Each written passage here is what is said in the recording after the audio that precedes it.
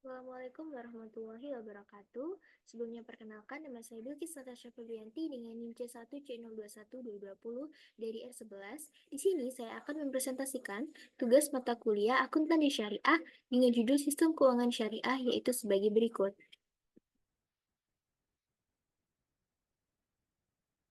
Materi yang akan saya bahas kali ini ada 7. Yang pertama yaitu mengenai konsep memelihara harta kekayaan. Lalu yang kedua ada bagaimana memperoleh dan menggunakan harta dalam syariah. Lalu yang ketiga ada pengertian akad atau kontrak atau transaksi. Lalu yang keempat ada transaksi yang dilarang. Kelima ada pengertian riba dan jenis riba. Lalu yang keenam ada prinsip sistem keuangan syariah. Dan yang terakhir ada berbagai jenis instrumen keuangan syariah. Baik, untuk mempersingkat waktu yang ada, kita langsung saja masuk ke materi yang pertama, yaitu mengenai konsep memelihara harta kekayaan, yaitu sebagai berikut. Memelihara harta bertujuan agar harta yang dimiliki oleh manusia diperoleh dan digunakan sesuai dengan syariah, sehingga harta yang dimiliki halal dan sesuai dengan keinginan pemilik mutlak dari harta kekayaan tersebut, yaitu Allah Subhanahu wa Ta'ala. Konsep pemelihara harta kekayaan terbagi menjadi dua, yaitu yang pertama, anjuran bekerja atau berniaga. Islam menganjurkan manusia untuk bekerja atau berniaga dan menghindari kegiatan meminta-minta dalam mencari harta kekayaan. Manusia memerlukan harta kekayaan sebagai alat untuk memenuhi kebutuhan hidup sehari-hari, termasuk untuk memenuhi sebagian perintah Allah seperti infak, zakat, pergi haji, perang atau jihad, dan sebagainya. Lalu yang kedua ada konsep kepemilikan. Menurut Islam, kepemilikan harta kekayaan pada manusia terbatas pada kepemilikan kemanfaatannya selama masih hidup di dunia, dan bukan kepemilikan secara mutlak. Saat dia meninggal, kepemilikan tersebut berakhir dan harus didistribusikan kepada ahli warisnya sesuai dengan ketentuan syariah yang berlaku. Lalu materi yang selanjutnya yaitu mengenai bagaimana memperoleh dan menggunakan harta dalam syariah. Yang pertama ada perolehan harta. Memperoleh harta adalah aktivitas ekonomi yang masuk dalam kategori ibadah muamalah atau mengatur hubungan manusia dengan manusia. Kaidah fikih dari muamalah adalah semua halal dan boleh dilakukan kecuali yang diharamkan atau dilarang dalam Al-Quran dan As-Sunnah. Lalu yang kedua ada penggunaan dan pendistribusian harta. Dalam penggunaan harta, manusia tidak boleh mengabaikan kebutuhannya di dunia, namun di sisi lain juga harus cerdas dalam menggunakan hartanya untuk mencari pahala akhirat. Ketentuan syariah yang berkaitan dengan penggunaan harta yaitu yang pertama ada tidak boros dan tidak kikir, yang kedua ada memberi infak dan sodakoh, lalu yang ketiga ada membayar zakat sesuai ketentuan, yang keempat yaitu memberi pinjaman tanpa bunga atau qardul hasan, lalu yang terakhir ada meringankan kesulitan orang yang berutang. Materi yang selanjutnya yaitu mengenai pengertian akad atau kontrak atau transaksi. Akad dalam bahasa Arab atau al-akad yang jamaknya al-uqud berarti ikatan atau mengikat al-rabt. Menurut terminologi hukum Islam, akad adalah pertalian antara penyerahan atau ijab dan penerimaan atau kabul yang dibenarkan oleh syariah, yang menimbulkan akibat hukum terhadap objeknya. Menurut Abdul Razak Al-Sanhuri dalam Nadariyatul Aqdi, akad adalah kesepakatan dua belah pihak atau lebih yang menimbulkan kewajiban hukum yang konsekuensi hak dan kewajiban yang mengikat pihak-pihak yang terkait langsung maupun tidak langsung dalam kesepakatan tersebut. Akad dari segi ada atau tidak adanya kompensasi, fikih muamalat membagi akad menjadi dua bagian, yakni yang pertama ada akad tabaru adalah perjanjian yang merupakan transaksi yang tidak ditunjukkan untuk memperoleh laba atau transaksi nirlaba. Tujuan dari transaksi ini adalah tolong-menolong dalam rangka berbuat kebaikan. Ada 3 bentuk akad tabaru, yaitu meminjamkan uang, meminjamkan jasa, dan memberikan sesuatu. Lalu yang kedua ada akad tijarah, yang merupakan akad yang ditunjukkan untuk memperoleh keuntungan.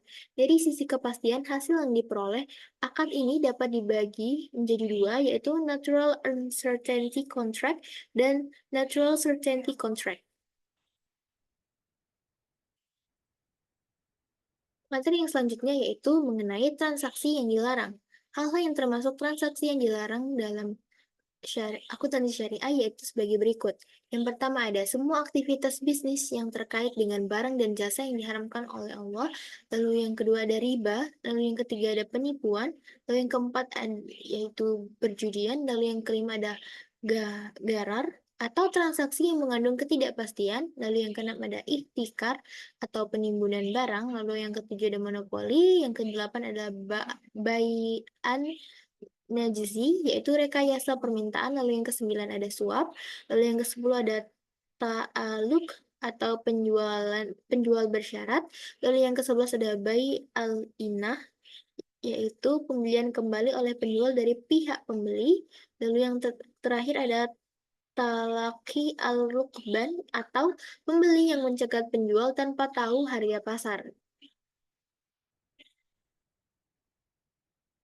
Baik, materi yang selanjutnya yaitu mengenai pengertian riba dan jenis riba. Riba berasal dari bahasa Arab yang berarti tambahan atau al-ziyadah. Berkembang atau anu, meningkat atau al-irtifa, dan membesar atau al-ulu. Menurut Imam Sarakzi, mendefinisikan riba sebagai tambahan yang diisyaratkan dalam trans tambahan yang disyaratkan dalam transaksi bisnis tanpa adanya padanan atau iwat yang dibenarkan syariah atas penambahan tersebut. Adapun jenis-jenis riba yaitu sebagai berikut. Yang pertama ada riba nasi'ah, adalah riba yang muncul karena utang piutang. Riba nasi'ah dapat terjadi dalam segala jenis transaksi kredit atau utang piutang di mana satu pihak harus membayar lebih besar dari pokok pinjamannya. Lalu yang kedua ada riba fadl, adalah riba yang muncul karena transaksi pertukaran atau barter. Riba fadl dapat terjadi apabila ada kelebihan atau penambahan pada salah satu dari barang ribawi atau barang sejenis yang dipertukarkan, baik pertukarkan dilakukan dari tangan ke tangan, tunai maupun kredit. Baik, materi selanjutnya yaitu mengenai prinsip sistem keuangan syariah. Berikut ini adalah prinsip sistem keuangan syariah Islam sebagaimana diatur melalui Al-Quran dan As-Sunnah, yaitu sebagai berikut. Yang pertama ada pelarangan riba, yang kedua ada pembagian risiko, lalu yang ketiga ada menganggap uang sebagai modal potensial, lalu yang keempat ada larangan melakukan kegiatan spekulatif, lalu yang kelima ada kesucian kontrak, dan yang terakhir ada aktivitas usaha harus sesuai syariah. Materi yang terakhir yaitu mengenai berbagai jenis instrumen keuangan syariah. Instrumen keuangan syariah dapat dikelompokkan sebagai berikut. Yang pertama ada akad investasi, yang merupakan jenis akad tijarah dengan bentuk uncertainty contract. Kelompok akad ini adalah mudarabah, musyarakah, sukuk atau obligasi syariah, dan saham syariah. Lalu yang kedua ada akad jual beli atau sewa menyewa yang merupakan jenis akad tijarah dengan bentuk certainty contract. Kelompok akad ini adalah murabahah, salam istisana, dan ijarah. Dan yang terakhir ada akad lainnya meliputi syarf, wadiah, Qadrul Hasan, Al-Wakalah, Kafalah, Hiwalah, dan Ran. Baik, itu saja materi yang bisa saya sampaikan. Apabila ada kesalahan atau kekurangan, saya mohon maaf. Wassalamualaikum warahmatullahi wabarakatuh.